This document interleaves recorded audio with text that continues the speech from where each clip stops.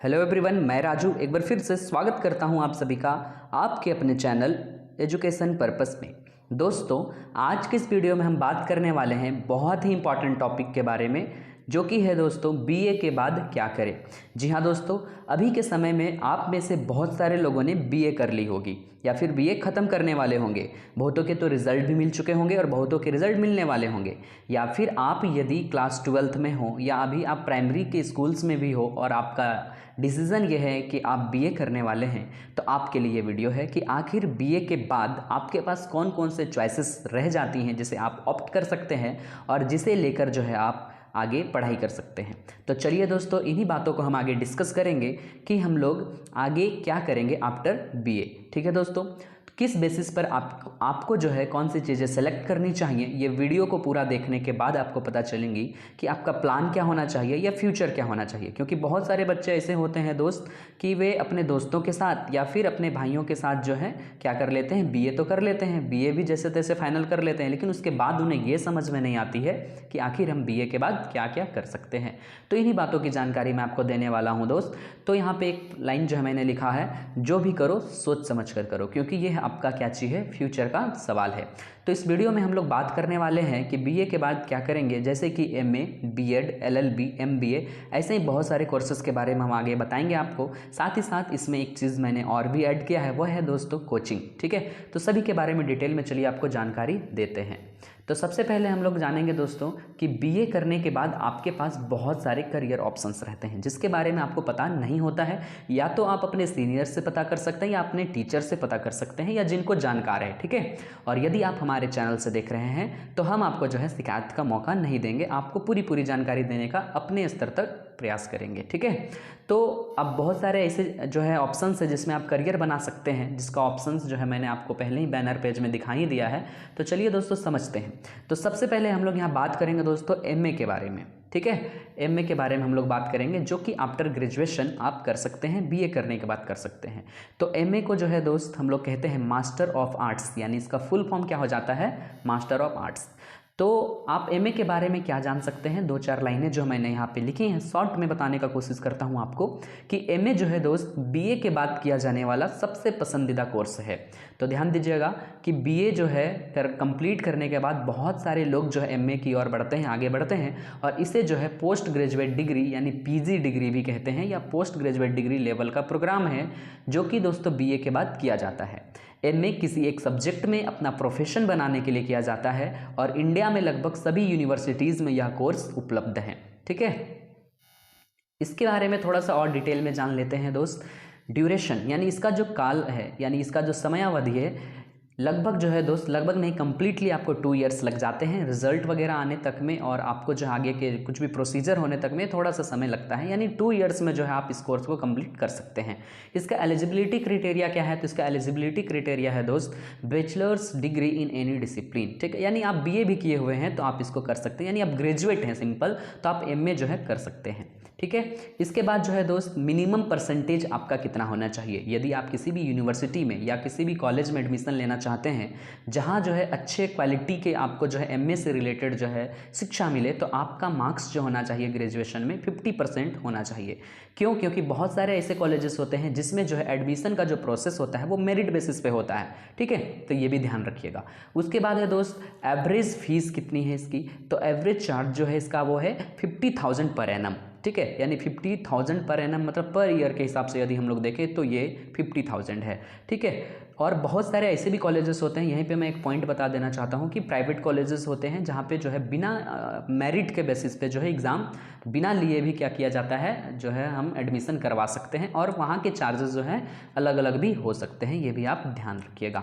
तो admission process मैंने आपको बता दिया कि इंट्रेंस एग्ज़ाम को लेकर ही आप जो अच्छे अच्छे यूनिवर्सिटीज़ के अंडर जो कॉलेजेस आते हैं उसमें आप एडमिशन ले सकते हैं।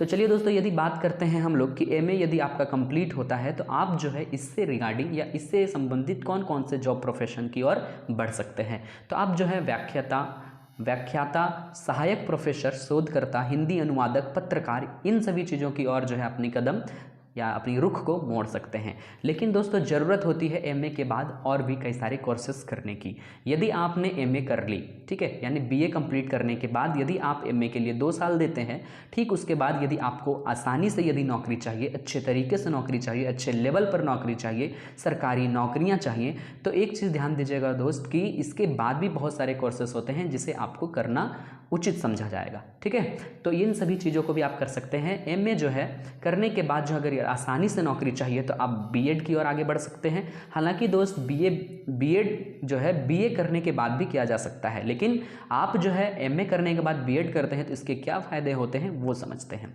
तो बीएड को हम लोग कहते हैं दोस्त बैचलर ऑफ एजुकेशन। क्या कहते हैं? Bachelor of education.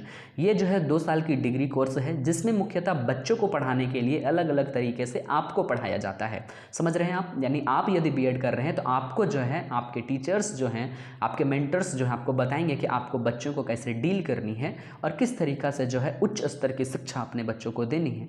यानी कि आप जो है टीचिंग के क्षेत्र में भी जा सकते हैं इससे। ठीक है, तो एमए करने के बाद यदि आप बीएड करते हैं तो आपको क्या माना जाएगा? पीजीटी कंप्लीट माना जाएगा, यानी पोस्ट ग्रेजुएट टीचर जो है कंप्लीट माना जाएगा। ठीक है, एमए के बाद जो है आप बीएड यदि करते हैं तो इसका यही फ़ायदा है कि आप जो है सरकारी या प्राइवेट दोनों तरह के स्कूलों में 12वीं तक के बच्चों को क्या कर सकते हैं? पढ़ाने के लिए योग्य माने जा सकते हैं। ठीक है, और आगे हम बात करते हैं दोस्त कि एमए करने के बाद और क्या स्टडी किया जा सकता है। तो एमए करने के बाद आप एमफिल की ओर अपनी कदम यानी अपनी रुख को मोड़ सकते हैं, अपनी रुख को आगे ले जा सकते हैं।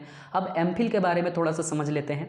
तो एमफिल जो होता है दोस्त उसको कहते हैं मास्टर ऑफ फिलॉसफी। ठीक है, ये मास्टर ऑफ फिलॉसफी भी 2 साल का कोर्स होता है जिसमें विद्यार्थी को, यानी आप यदि इसको करते हैं तो आपको थ्योरी और प्रैक्टिकल दोनों चीज़ों से होकर गुजरना होगा, यानी इन दोनों चीज़ों की ज्ञान जो है आपको मिलेगा। और इसके साथ साथ जो है आप, यानी जो विद्यार्थी होता है या अभ्यर्थी होता है वो क्या करता है? रिसर्च करता है। उसे जो है किसी एक विषय पर जो है रिसर्च करनी होती है, तब जाकर जो है उसकी ये डिग्री कंप्लीट होती है। इसके बाद जो अलग अलग प्रोसेस होते हैं, फिर रिजल्ट्स रेडी होते हैं।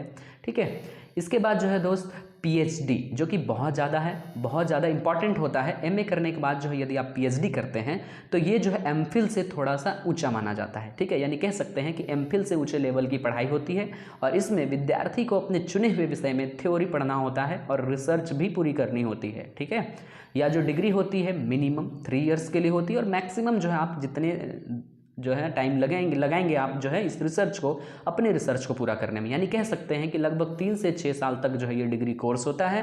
और विद्यार्थी जितना जल्दी रिसर्च पूरा कर लेगा उसे उतनी ही जल्दी जो है पीएचडी की डिग्री मिल जाती है।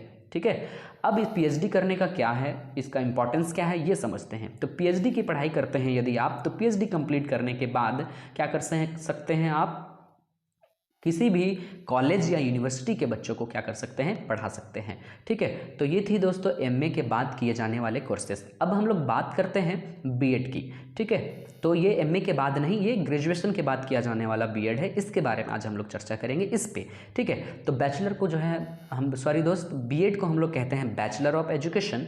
ठीक है, तो इसमें जो है कोर्स लेवल जो है वो अंडर ग्रेजुएट है, यानी आप यदि ग्रेजुएट हैं तो इस कोर्स के लिए आगे जा सकते हैं। यदि आपकी रुचि शिक्षा के क्षेत्र में, यानी आपको पढ़ना और पढ़ाना अच्छा लगता है, तो आप ये कोर्स को डायरेक्ट ग्रेजुएशन के बाद कर सकते हैं।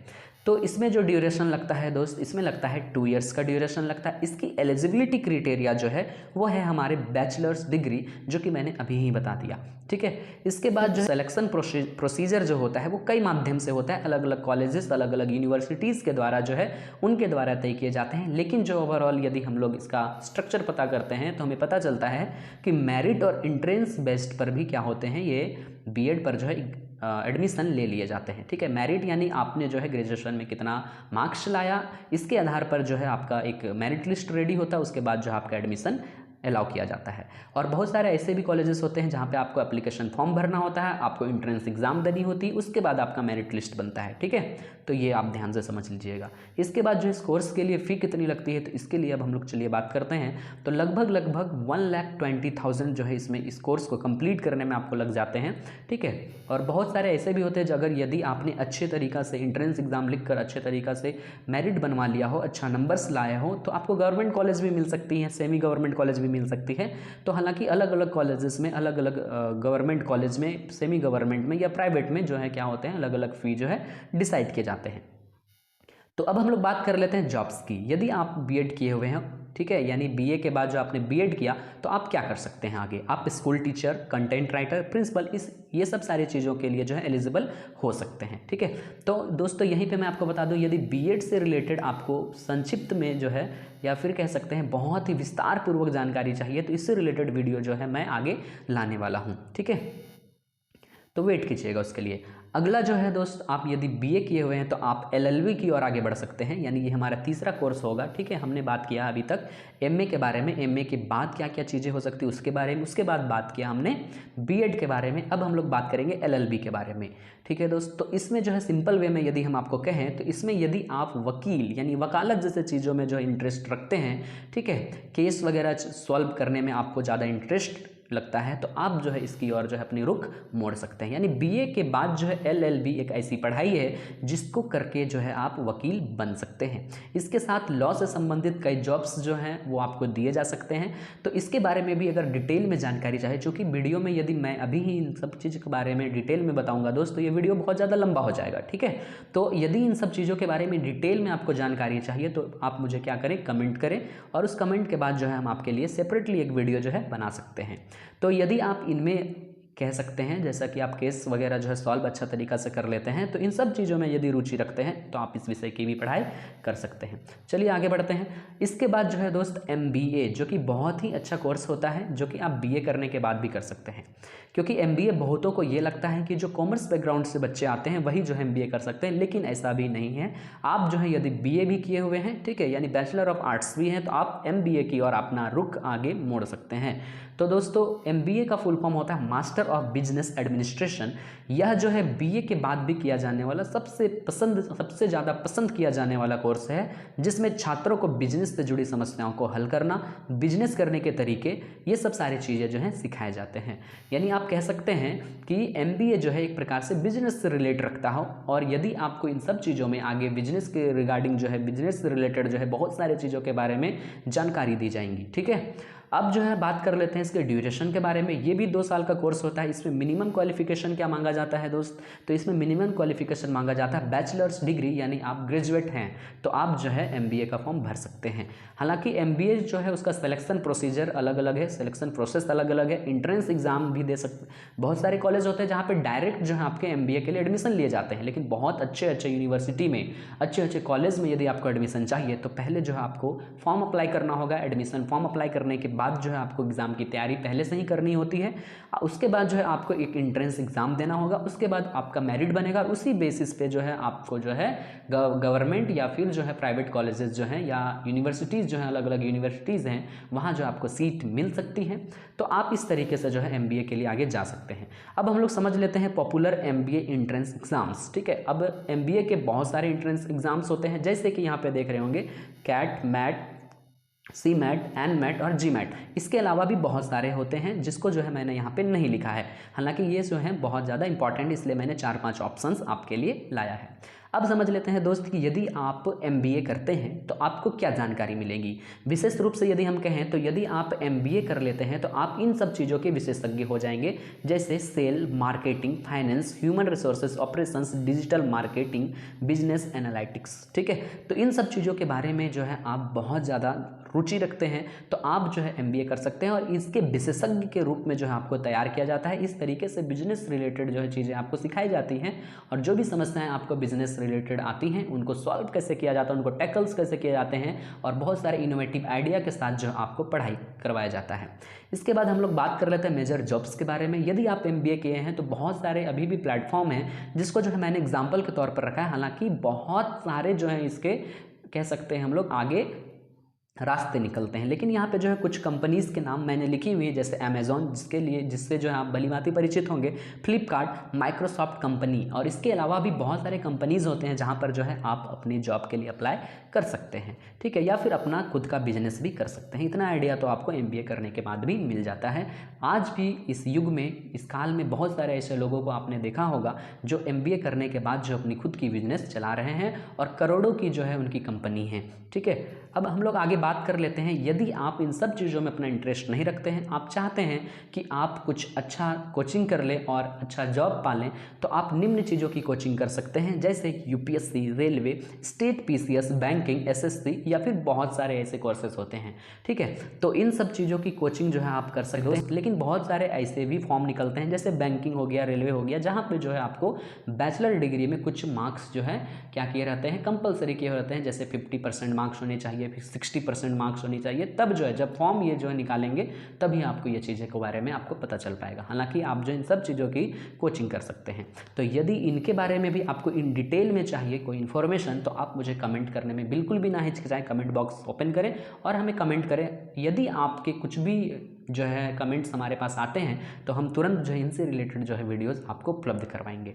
तो इतना था दोस्त कि एक तरह से हम आपको एक राह दिखाने की कोशिश कर रहे हैं कि आप जो है अपना प्लान किस तरीक़ा से बनाएं, और इन सब चीज़ों में यदि आप रुचि रखते हैं, अपने इंटरेस्ट के बेसिस पर जो है आप किसी भी एक कोर्स को ले सकते हैं।